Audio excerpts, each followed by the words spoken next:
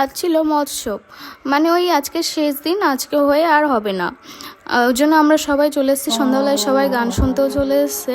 সারাদিন আর ব্লগ করিনি, কারণ সারাদিন ছিল মেঘলা মেঘলা, তাই আর ব্লগ করতে ইচ্ছে করিনি।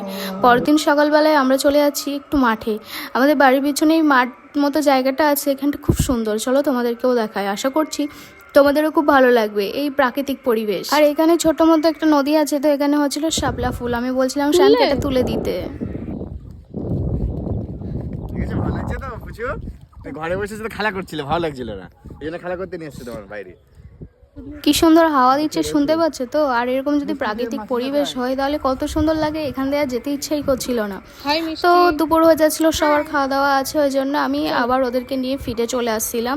তো এর আরও একটা পার্ট আসবে নেক্সটে। আর এই ব্লগটা কেমন লাগলো অবশ্যই জানাবে, আর পরিবেশটা কেমন লাগলো সেটা কিন্তু অবশ্যই জানাবে। তো সবাই ভালো থেকো, সুস্থ থেকো, বাই, দেখা হচ্ছে নেক্সট